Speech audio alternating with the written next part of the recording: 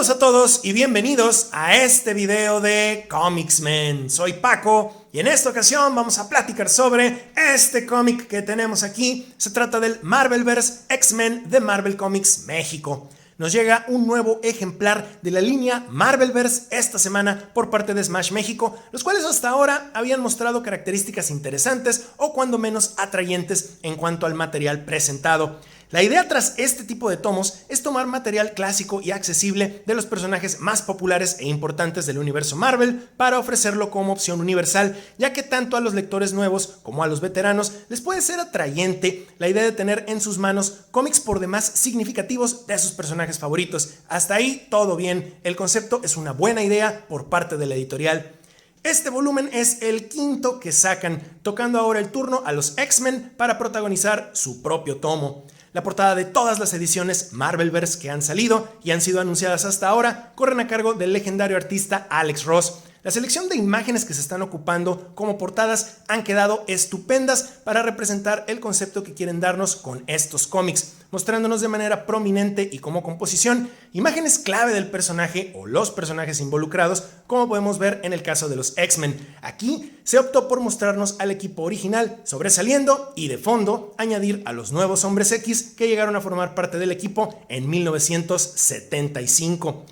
Un elemento que ha logrado sobresalir con respecto a estas portadas es el acabado metalizado que le han estado poniendo a las mismas. Aquí es especialmente notable gracias al contorno del Optic Blast de Cíclope, pero también fue utilizado como sombreado, digamos, en los demás miembros fundadores de los X-Men.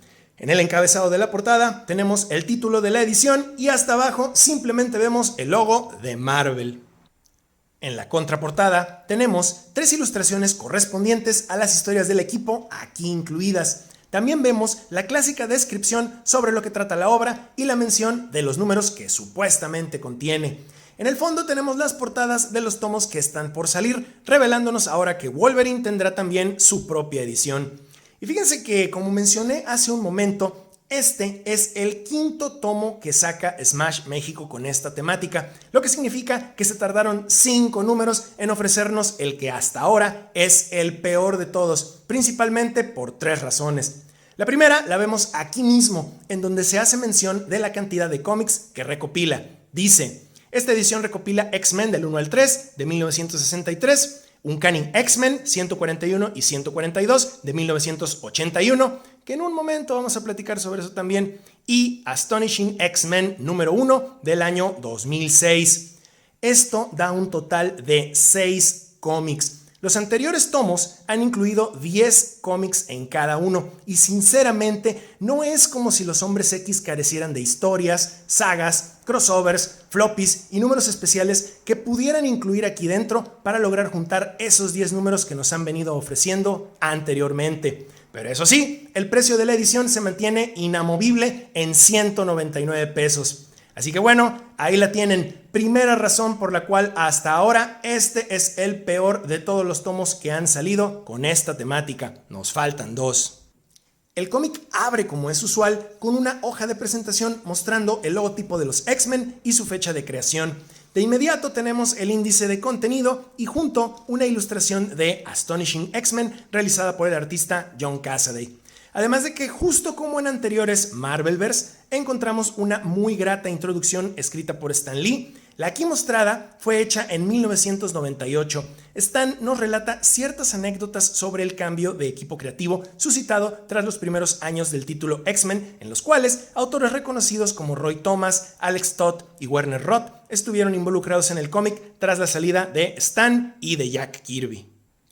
Y bueno, pues aquí tenemos la icónica portada del X-Men número 1, publicado en 1963. Primera aparición de los X-Men, así como de Magneto. Con muchas de las portadas correspondientes a primeras apariciones importantes dentro de Marvel Comics, este dibujo de Jack Kirby ha sido homenajeado, parodiado y referenciado en múltiples ocasiones. Y al día de hoy sigo preguntándome de dónde demonios sale el arnés del cual se está agarrando la bestia. Pero bueno, es una estupenda portada, todo un clásico, no hay duda alguna al respecto. Y bueno, pues aquí lo tenemos, el debut de los X-Men. Una de las cosas que me han parecido estupendas de estos tomos es la oportunidad que nos brindan de poder apreciar una gran variedad de trabajos de Jack Kirby. Jamás será un desperdicio el contemplar todo el arte de este gran artista. Hay tanto que lograba colocar en sus páginas que escudriñarlas a detalle es siempre muy agradable. Sus paneles transmiten bastante dinamismo, aun y cuando la escena mostrada no implique que esté ocurriendo movimiento alguno. Es bastante notable. Y por si se lo están preguntando, como ya es costumbre en estos tomos, todo el primer cómic fue impreso en papel común. El X-Men número 1 introdujo al universo Marvel el concepto de los mutantes y lo que su evolución representa para la raza humana. Se nos revela que, obviamente, a diferencia de los X-Men, existen también mutantes malvados que consideran a la raza humana como inferior. Como dato curioso, de acuerdo a Stan Lee, el concepto de los personajes que ya nacen con sus poderes se le ocurrió simplemente por practicidad y no tener que hacer un origen específico sobre cómo es que cada quien obtuvo sus poderes. De ese modo, pretendía lograr enfocarse más en otros aspectos de la trama. Y fíjense que ciertamente no se pueden dejar de notar algunos paralelismos entre los X-Men y los Fantastic Four, creados un par de años antes por Lee y Kirby. Si se fijan, aquí los miembros inicialmente activos eran 4 y solo contaban con una mujer en sus filas, quien llegó a ser la quinta integrante. Adicionalmente a eso, todos los personajes compartían el mismo diseño de uniforme, solo Iceman, cuyos poderes tienen una repercusión en su apariencia, no lo porta en su totalidad, muy similar a como sucedía con el guapo Ben en las páginas de Fantastic Four. Magneto hace su debut en estas páginas y como no podía ser de otro modo, es él quien introduce el término Homo Superior para definir a los mutantes y denotar cómo es que son ellos el siguiente paso en la evolución. En este cómic, el plan del villano era el de sabotear armamento del ejército de los Estados Unidos para luego apoderarse de una base de misiles en nombre del Homo Superior. Por cierto, me encanta este encabezado de periódico que tenemos aquí, que una vez que lo del sabotaje se vuelve noticia, dice: sexto misil secreto cae al mar. Entonces no son tan secretos, supongo. ¿O cómo? No sé. Eventualmente, los X-Men confrontan a Magneto como primera misión asignada por el Profesor X. Durante la batalla, todos los paneles que nos presentan a los X-Men en acción tratan de mostrarnos cómo utilizan y se lucen con sus diferentes poderes. Cosa que, si de por sí es increíblemente importante en un cómic de superhéroes, aquí lo era todavía más por tratarse de un número debut.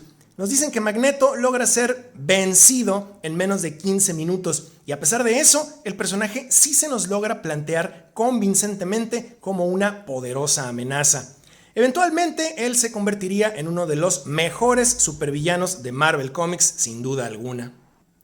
Ya comenzando el número 2 de la serie, podemos ver cómo en este tipo de tomas la similitud gráfica con los Fantastic Four es un poco más evidente. Además de eso, vean el número de cosas que Jack Kirby logra hacer que sucedan en apenas 2 páginas. Las secuencias son estupendas y desbordan dinamismo. De hecho, si se fijan del lado izquierdo, Iceman ya estaba mostrando indicios de lo que luego sería su medio de transporte característico, como podemos ver aquí, deslizándose sobre una delgada capa de hielo. En este cómic ya debuta por nombre el Danger Room, o como lo conocemos también, el Cuarto del Peligro, un elemento increíblemente esencial dentro del mito de los X-Men. En el número anterior, los artefactos con los cuales se entrenaron solo tenían el nombre de máquinas de entrenamiento, pero aquí el Danger Room ya es bautizado y mostrado apropiadamente. En este número, el equipo se enfrenta con otro mutante malvado, Vanisher, el cual cuenta con un poder mucho menos amenazante que el de Magneto, solo tiene la capacidad de teletransportarse. Y a pesar de haber sido el segundo villano al cual se enfrentaron los X-Men, Vanisher gozó de nula popularidad con el paso del tiempo. El número 3 y último de Lee y Kirby que nos presentan aquí es donde hace su debut The Blob, el mutante con el poder de supuestamente ser inamovible. Un antagonista medianamente destacado, Blob sí logró mantenerse como villano recurrente de los X-Men y a veces hasta aliado, además de que ha aparecido de uno u otro modo en prácticamente todas las plataformas en donde la franquicia mutante ha sido adaptada: animaciones, videojuegos y por supuesto películas. Ya para el número 3 se vuelve común y evidente el énfasis tan grande que los X-Men ponen al constante entrenamiento y perfeccionamiento de sus poderes mutantes. Podría decirse que es un elemento esencial de la franquicia, el cual llegó a complementarse de manera óptima junto a la temática de institución educativa que con el tiempo logró establecerse dentro del cómic. Y bueno, pues el cuarto cómic es el que da inicio a la saga Days of Future Past con el Uncanny X-Men número 141, el cual tenemos aquí. A ver, un momento. Pero sí, aquí lo dice claramente. Esta edición recopila Uncanny X-Men 141 y 142. No. Bueno, pero a ver, vaya. Si hasta en el índice decía Uncanny X-Men número 140, página 83. Ay. O sea, a ver, ¿cómo le podemos decir a esto? ¿Error? ¿Descuido? ¿Desinterés total? ¿Falta de conocimientos básicos sobre la franquicia que estás publicando? Porque la intención fue obvia, pretendían poner aquí ambos números de la saga Days of Future Past, que no es una saga que nadie conozca ni mucho menos. De hecho, ya ha sido publicada por Smash México anteriormente. Es increíblemente identificable. Tan solo las portadas son totalmente icónicas y súper ubicables. Lo peor del caso es que el error no es único, fue doble. El dato en la contraportada indica una cosa con la cual el índice de contenido no coincide, pero el índice sí indica bien qué cómic es el que realmente viene, el número 140. ¿Esto qué quiere decir? Porque aunque es perfectamente posible que la elaboración de los índices y las contraportadas corra a cargo de distintas personas, forzosamente debe de haber un editor general o un editor en jefe o un supervisor que cheque los productos finales y pues no, vaya. Pues ahí lo tienen, razón número 2 por la cual hasta ahora ha sido el peor Marvelverse de todos. No trae completa la saga requerida. Y cabe aclarar que el número 140 de Uncanny X-Men es el que menos culpa tiene en todo este rollo. El cómic es magistral, son Chris Claremont y John Byrne en la cúspide. La historia, el dibujo y la caracterización de los personajes son excelentes. ¿Y qué decir de las escenas de acción? Son Wolverine y Nightcrawler contra Wendigo, además de una aparición especial del equipo de superhéroes canadienses, Alpha Flight. La verdad, está estupendo todo lo que vamos a ver aquí.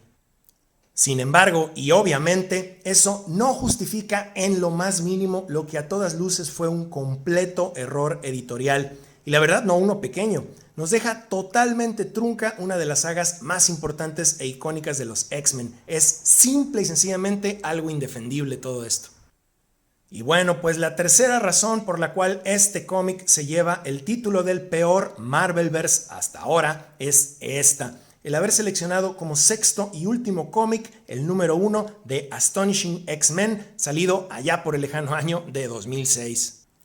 Y no me malentiendan, este run, escrito por Joss Whedon y dibujado por John Cassaday, es excelente, pero precisamente de esa manera, en run, toda la historia. Aquí solo ponen el número 1 y de cualquier manera esto no está a la altura de trabajos verdaderamente clásicos de los X-Men.